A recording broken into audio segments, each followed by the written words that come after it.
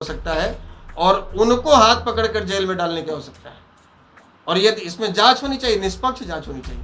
और बिहार सरकार यदि अलग से कोई एसआईटी गठन करे, कोई करे और वो जांच करवाए तो इस पर भरोसा नहीं। इसमें मुख्यमंत्री भी दोषी पाए जाते हैं तो उनके विरुद्ध भी कार्रवाई होनी चाहिए और उनको भी जेल भेजा जाना चाहिए। बीपीएससी पेपर लीक का मुद्दा जो है वो लगातार गर्माता जा रहा है। हालांकि 4 लोगों की गिरफ्तारी हुई है, लेकिन इसी बीच राष्ट्रीय जनजन पार्टी के राष्ट्रीय अध्यक्ष आशुतोष कुमार ने नीतीश सरकार पर बड़ा हमला किया और साफ तौर पे कहा कि इस सरकार ने युवाओं की जिंदगी को तबाह कर दिया है। सिर्फ सोशल मीडिया पर लिखने से कुछ नहीं होगा, जमीन पर उतरकर आंदोलन करना होगा। क्या कुछ कह रहे हैं आशुतोष कुमार, पहले आप खुद सुन लीजिए। हो सकता है और उनको हाथ पकड़कर जेल में डालने की आवश्यकता है। और यदि इसमें जांच होनी चाहिए, निष्पक्ष जांच होनी चाहिए। और बिहार सरकार यदि अलग से कोई एसआईटी गठन करे, कोई करे और वो जांच करवाए तो इस पर भरोसा नहीं।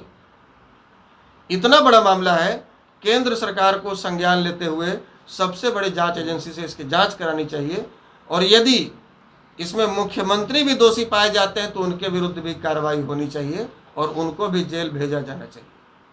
जातीय जनगणना पर क्या कहेंगे? तेजस्वी यादव पैदल यात्रा निकालने वाले हैं, वो 72 घंटा का अल्टीमेटम दिए नीतीश कुमार। ये तेजस्वी जी और नीतीश जी का, तो नीतीश जी का भी कहना है कि जातीय जनगणना होना चाहिए और तेजस्वी जी भी कह रहे हैं कि जातीय जनगणना होना चाहिए। इसमें अल्टीमेटम वाली तो कोई बात ही नहीं है। कल का ही प्रेस कॉन्फ्रेंस, हाँ, उन्होंने कहा कि लेकिन दोनों लोगों की सहमति है। जदयू के राष्ट्रीय अध्यक्ष जी ने क्या कहा कि हम भी चाहते हैं कि जातीय जनगणना हो और तेजस्वी जी भी चाहते हैं कि जातीय जनगणना हो। तो ये दोनों मिलकर तय करेंगे कब करना है।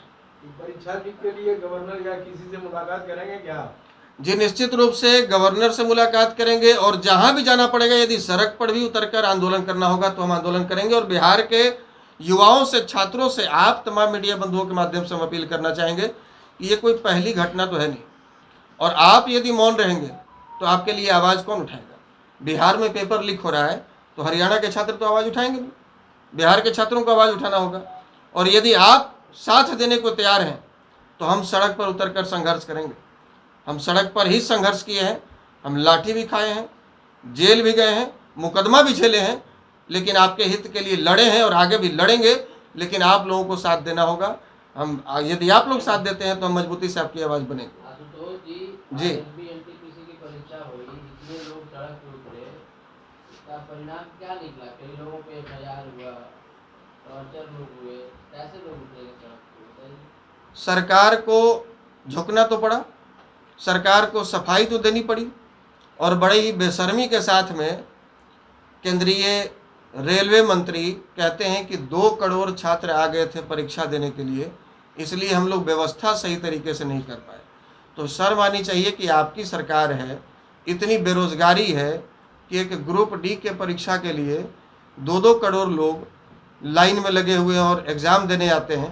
तो रोज़गार की व्यवस्था तो आपको करानी है और 2 करोड़ आप फॉर्म क्यों निकालते हैं?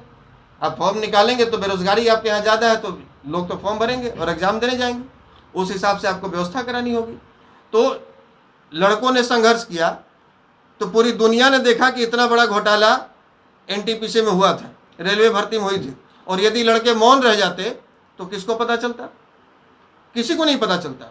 और सरकार अपनी नाकामियों पर पर्दा डाल देती, सरकार अपने फेलियर पर मिट्टी डाल देती। लेकिन जब लड़के संघर्ष किए, सड़क पर उतरे, और देखिए जब पानी सर के ऊपर जब आ जाता है तो लोग कुछ भी करता है, फिर सड़क पर उतरता है, फिर तो पटरियाँ भी उखड़ती हैं, फिर तो हाईवे भी खुदने लग जाता है, फिर लाठी गोली और जेल का डर नहीं रह जाता है। तो ये कोई पहली घटना नहीं है, लगातार इस तरह की घटना घट रही है और फिर इस तरह की घटना की पुनरावृत्ति ना हो, इसके लिए युवाओं को तो संघर्ष करना होगा। छात्र आंदोलन की सख्त आवश्यकता बिहार में है। जयप्रकाश जी के बाद कोई बड़ा छात्र आंदोलन बिहार में नहीं हुआ और छात्र आंदोलन की आवश्यकता है।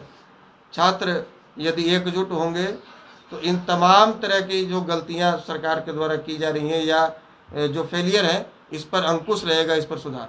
तो आपने सुना, आशुतोष कुमार ने साफ तौर पे कहा कि सालों पहले जयप्रकाश नारायण के नेतृत्व में छात्र आंदोलन हुआ था।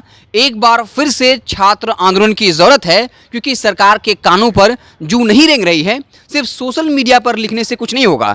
आपको बता दें कि बीपीएससी का मुद्दा जो है वो लगातार गर्माता जा रहा है और नीतीश कुमार जो हैं बिहार के मुखिया हैं, वो कटघरे में खड़ा है और लगातार ये सवाल उठ रहा है कि बीपीएससी जो देश का सबसे प्रतिष्ठित एग्जामिनेशन है, जिसके एग्जामिनेशन पास करने के बाद लोग डीएसपी जैसे अधिकारी बनते हैं, अगर इन जैसे प्रतिष्ठित एग्जाम का अगर पेपर लीक हो सकता है तो और जो छोटे लेवल के एग्जाम होते हैं उनमें क्या होता होगा।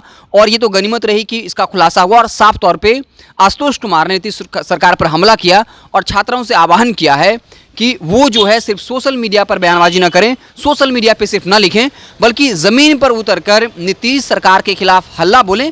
और ये भी उन्होंने कहा कि जो कांस्टेबल के 10,000 की भर्ती हुई थी उसमें जो सवर्ण समाज के लोग थे वो उनकी संख्या मात्र जो है वो 60 के आसपास थी। तो क्या 10,000 में मात्र 60 सवर्ण जो है वो कांस्टेबल बनने के लायक था? एक बड़ा आरोप लगा दिया कि कांस्टेबल में ज़्यादातर नालंदा जिले के लोग थे और वो भी जो नीतीश कुमार की जाति से आते हैं। तो कई तरह के संगीन आरोप जो है वो आशुतोष कुमार ने लगाए और साफ तौर पे कहा कि एक बड़े छात्र आंदोलन की ज़रूरत है, क्योंकि सिर्फ बीपीएससी का मसला नहीं है, कई ऐसे एग्जामिनेशन हैं जिसमें बड़े असर पर धांधली हुई है। इसके अलावा छात्रों को लेकर और कई बड़ी बातें कही और कहा कि इन छात्रों को अब जो है आंदोलन करने की ज़रूरत है। हालांकि इस पूरे मामले को लेकर बता दें कि बीपीएससी मामले में 4 लोगों की गिरफ्तारियां हुई हैं और गिरफ्तारी होने की बात कही जा रही है। हालांकि नीतीश जी कह रहे हैं कि हम जो है चाहे इसमें कोई भी शामिल क्यों न रहा हो, हर किसी पर कार्रवाई की जाएगी। लेकिन जो तमाम विश्लेषक हुए इस बात की तरफ इशारा कर रहे हैं कि क्या सिर्फ छोटी मछलियों को फंसाकर छोड़ दिया जाएगा या फिर बड़ी मछलियों तक भी नीतीश जी पहुंचेंगे।